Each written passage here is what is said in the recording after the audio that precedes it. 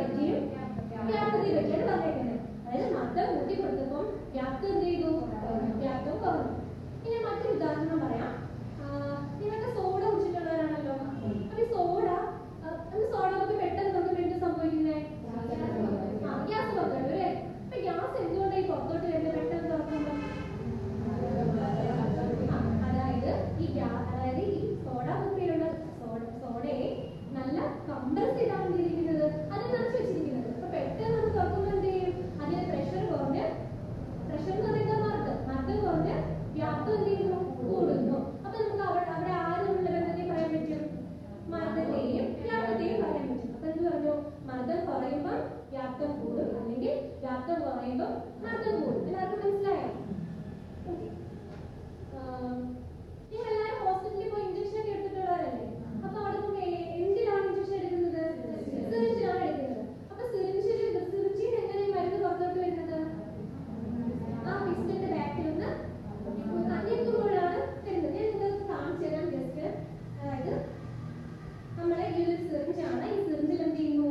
ഒരു പ്രഷർ കൊടുക്കുന്നു. പ്രഷർ കൊടുത്തപ്പോൾ എന്ത് ചെയ്തു? മർദ്ദം കൊടുത്തപ്പോൾ എന്ത് ചെയ്തു? മരുന്ന് പുറത്തേക്ക് വന്നു.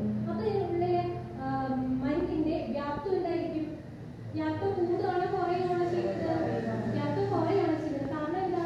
നമ്മൾ പ്രഷർ അല്ലെങ്കിൽ ഒരു മർദ്ദം കൊടുത്തപ്പോൾ മർദ്ദം കൂട്ടി കൊടുത്തു. മർദ്ദം കൂട്ടി കൊടുത്തപ്പോൾ എന്ത് സംഭവിച്ചു? ഈ മരുന്നിനകത്തുള്ള ആ മരുന്നിന്റെ വ്യാപ്തം എന്ത് ചെയ്തു? ഈ സിറിഞ്ചിനകത്തുള്ള മരുന്നിന്റെ വ്യാപ്തം എന്ത് ചെയ്തു? കുറഞ്ഞു. അപ്പൊ നമുക്ക് എന്ത് ബന്ധം പറയാൻ? അവിടെ മർദ്ദം കൂട്ടി കൊടുക്കുമ്പോൾ വ്യാപ്തം കുറയും. മനസ്സിലായില്ല? ഞാൻ വേറെ ഉദാഹരണം കൂടെ പറയാം. ആരെങ്കിലും വീട്ടിൽ അക്വേറിയം ഉണ്ടോ? ഇതൊരു വീട്ടിലുണ്ടല്ലേ? എന്തൊക്കെയാ ഇത് ശ്രദ്ധിച്ചിട്ടുള്ളത്? അക്വേറിയത്തില് വെള്ളമുണ്ട്, മീനുകളുണ്ട്, കല്ലുകളുണ്ട്. ഓക്കെ. പിന്നെ അവിടുത്തെ കുമിളകളുടെ പ്രത്യേകത അറിയാമോ? അറിയില്ല. ആർക്ക് പറയാം കുമിളകളുടെ പ്രത്യേകത? ഓക്കെ, ആര് പറഞ്ഞു?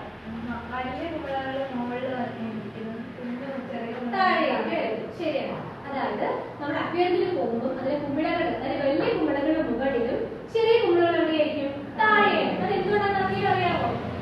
എന്തുകൊണ്ടെന്ന് വെച്ചാല് നമ്മൾ ഈ വെള്ളത്തിന്റെ മർദ്ദം കൂടുന്നത് അതിന്റെ ആഴമനുസരിച്ചായിരിക്കും. ഈ വെള്ളത്തിന്റെ ഏറ്റവും അടിയിൽ മർദ്ദം വളരെ കൂടുതലായിരിക്കും. മനസ്സിലായ? വെള്ളത്തിന്റെ അടിയിൽ മർദ്ദം വളരെ കൂടുതലായിരിക്കും. അപ്പം അവിടുത്തെ കുമിളകളുടെ സൈസ് എന്തായിരിക്കും? അല്ലെങ്കിൽ വ്യാപ്തം എന്തായിരിക്കും? കുഞ്ഞിലായിരിക്കും. അങ്ങനെ മുകളിലോട്ട് പോകുന്നതോറും മർദ്ദം എന്ത് ചെയ്യാണ്? മർദ്ദം കുറയും. താഴെയാണ് ഏറ്റവും കൂടുതൽ. അപ്പൊ മുകളിലോട്ട് പോകുന്നതോറും എന്താണ്? മർദ്ദം കുറയാണ്. മർദ്ദം കുറയുമ്പോൾ കുമിളകളുടെ വ്യാപ്തി എന്ത് സംഭവിക്കും? കൂടും. അതുകൊണ്ടാണ് വലിയ കുമിളകളുടെ മുകളിൽ വലുതായിട്ടും ചെറിയ കുമിളകൾ താഴെയുമാണ്. മനസ്സിലായെല്ലാവർക്കും? ഇത്രയും ഉദാഹരണങ്ങൾ ഞാൻ പറഞ്ഞില്ലേ? അപ്പൊ ഈ ഉദാഹരണത്തിൽ നമുക്ക് എന്ത് പറയാം? ആരെ തമ്മിലുള്ള ബന്ധമാണ് നമ്മൾ പഠിച്ചത്? ഒന്ന് കൂടുമ്പോൾ ഒന്ന് കുറയുന്നത്. വ്യാപ്തം കൂടുമ്പോൾ മർദ്ദം കുറയുന്നു, അല്ലെങ്കിൽ മർദ്ദം കൂടുമ്പോൾ ഓക്കെ. അപ്പം ഈ പറയുന്നത് ഇപ്പൊ ഞാൻ ഇത്രയും എക്സാമ്പിൾസ് പറഞ്ഞു. ഈ എക്സാമ്പിൾസ് പറയാൻ കാരണം എന്ന് വെച്ചാൽ ഈ എക്സാമ്പിളിലൂടെ നമ്മുടെ ഒരു വലിയൊരു സയന്റിസ്റ്റ് ഉണ്ട്. അദ്ദേഹം ഒരു നിയമം ഉണ്ടാക്കി. ആ നിയമത്തിന്റെ പേരാണ് ബോയിൽസ് നിയമം. ഇതിനു മുമ്പ് കേട്ടിട്ടുണ്ടോ?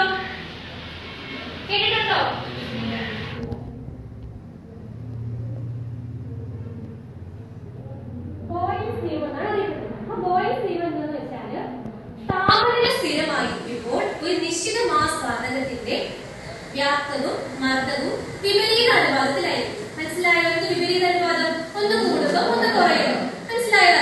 പക്ഷെ ഒരു കാര്യം ശ്രദ്ധിക്കണം. ഈ വ്യാപ്തം കൂടുന്നതും മർദ്ദം കുറയുന്നതും എപ്പോഴാണ്? ആ താപനില ടെമ്പറേച്ചർ എന്തായിരിക്കണം? സ്ഥിരമായിരിക്കണം, കോൺസ്റ്റന്റ് ആയിരിക്കണം. എങ്കിൽ മാത്രമേ ഈ ഒരു റൂള് പ്രൊസീഡ് ചെയ്യൂ.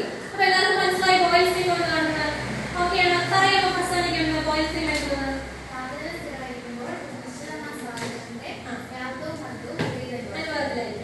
ഇത് നാളെ വരുമ്പോൾ ഞാൻ കുറെ ഉദാഹരണങ്ങൾ പറഞ്ഞില്ലേ? അപ്പൊ ബോയിൽസ് നിയമമായിട്ട് ബന്ധപ്പെട്ടുള്ള കുറച്ച് ഉദാഹരണങ്ങളിലൂടെ കണ്ടെത്തി ബുക്കിൽ എഴുതിക്കൊണ്ടുവരണം. ഓക്കെ, ഇത് മാത്രമേ അടുത്ത ക്ലാസ്